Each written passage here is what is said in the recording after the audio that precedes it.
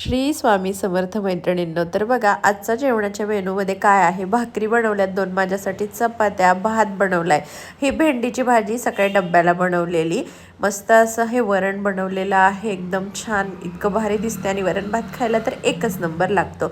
ही सांडग्याची भाजी आहे आणि ही जी आहे ही दोडक्याची थोडीशी रस्सा भाजी केलेली आहे. एकच दोडका होता, त्याची रस्सा भाजी करून टाकली, म्हटलं नको ती वायाला जायला एक. आणि आज बघा पाण्याची भांडी कशी लख्ख चमकतात आहेत, तर आज सगळी पाण्याची भांडी घासलेली आहेत. मस्त 2 दिसाड पाणी येतं, तर दिसाड घासली की चकाचक राहतात, एकदम छानही वाटतात. तांब्याच्या 2 टीप आहेत, त्या घासल्या की कशा एकदम छान दिसतात.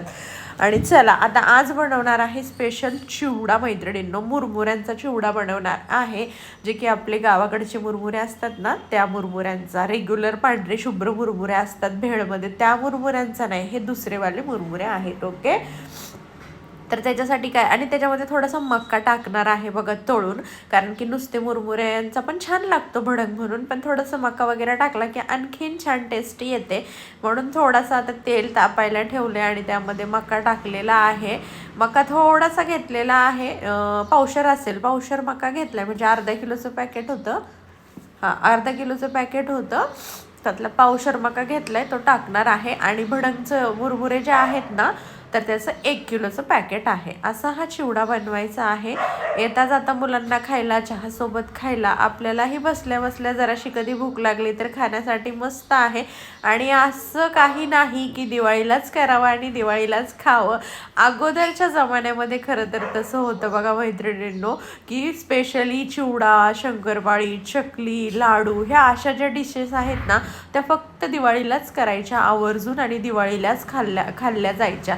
पण आता एवढं सगळं सुधारलेलं आहे, एवढं सगळेजण पुढे गेलेले आहेत की आता 12ही महिने दसरा दिवाळी असते, त्यामुळे 12ही महिने दिवाळी असल्यासारखी 12ही महिने आता सगळीकडे आपल्याला फराळाचं विकत भेटते रेडीमेड, किंवा 12ही महिने कधीही आपण खाऊशी वाटलं तरी करून खातो. त्यामुळेच म्हणतात की आता 12ही महिने दिवाळी असते बाबा, दसरा दिवाळीचं काय असं, हो की नाही. चला, त्या सणाला ते महत्त्व आहे आणि तेव्हा त्या गोष्टी तर एकदम छान मस्तच वाटतात, पण एरवी पण आपण खातोच असं मला म्हणायचे, बाकी काहीच नाही. मका तळून घेतला, त्यानंतर मस्त असे शेंगदाणे टाकलेले आहेत बघा, शेंगदाणे देखील तळून घेणार आहे. तळून घ्यायचं ह्याच्यामध्ये सगळं, म्हणजे नंतर आपल्याला काही टेन्शन नाही, फक्त फोडणी द्यायची राहते, बाकी असं करायचंय. मस्त असं आहे ना, तुम्हाला सांगते, एक जवळजवळ आहे ना 1-1.5 वाटी शेंगदाणे आहेत हे, आणि त्यानंतर आहे ना 1 अर्धी वाटी ही फुटाण्याची डाळ आहे. ओके, फुटाण्याची डाळ, डाळवा, ह्याला बऱ्याच डाळवा पण म्हणतात, फुटाण्याची डाळ पण म्हणतात. आणि तुम्ही काय म्हणता नक्कीच कमेंट करून सांगा. आणि खूप छान लागतो मस्त असा.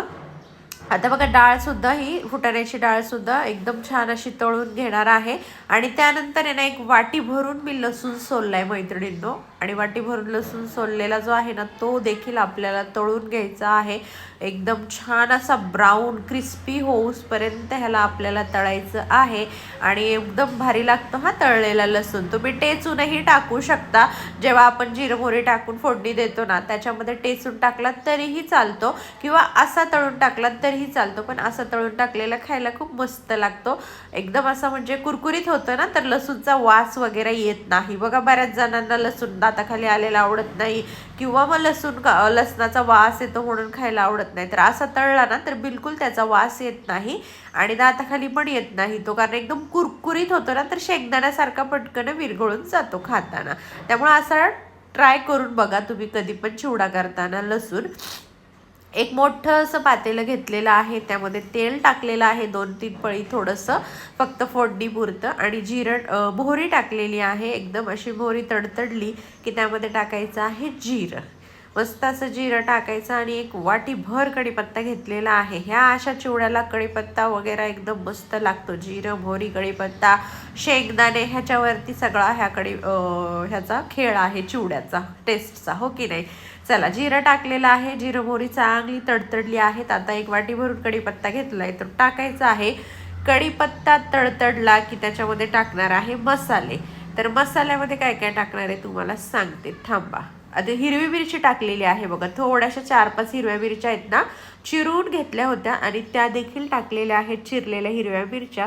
जर तुम्हाला पिवळा करायचा असेल तर बस एवढंच टाकायचं आणि आता ह्याच्यामध्ये हळद आणि मीठ टाकायचं, मग हा होईल तुमचा पिवळा. पण हा आता मला लाल तिखट करायचा आहे, त्यामुळं मग घेतलेली आहे हळद, धने जिरा पावडर, मीठ, घरचा काळा मसाला आणि लाल मिरची पावडर. हे एवढं घेतलेलं आहे, ते टाकलेलं आहे. तेल अगदी एकदम कडक तापलेलं होतं मैत्रिणींनो आणि त्या तेलामध्ये मसाले टाकले आणि गॅस बंद केला, का तर मसाले जळतील म्हणून. गॅस बंद करून घेतला. त्यामध्ये मुरमुरे टाकलेत. मुरमुरे मी काढून चाळून ठेवले होते त्याच पॅकेटमध्ये भरून, आता डायरेक्टली ओतलेले आहेत आणि त्यानंतर जे पण आपण सगळं तळून घेतलेलं होतं ते सगळं ह्याच्यामध्ये टाकलेलं आहे. मक्याचे पोहे, शेंगदाणे, आपलं फुटाण्याची डाळ आणि काय होतं लसूण, हे सगळं टाकलंय. मस्त मिक्स केलंय बघा. पातेलं खाली घेतलेलं आहे आता गॅसवरनं, जरा व्यवस्थित मिक्स करायला येतं ना खाली घेतल्यावरती, त्यामुळं व्यवस्थित मिक्स करून घेतलंय. आणि आता ह्याच्यामध्ये टाकणार आहे थोडंसं फरसाण आहे हे मिक्सवालं आणि थोडीशी लसूण शेव आहे.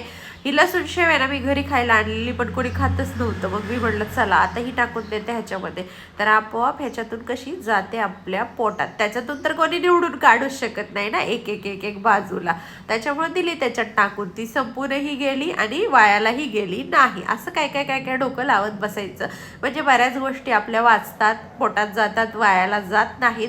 चला तर मग व्हिडिओ कसा वाटला, आवडला असेल तर लाईक करा, शेअर करा. अजूनही चॅनलला सबस्क्राईब केलं नसेल तर सबस्क्राईब करून घ्या.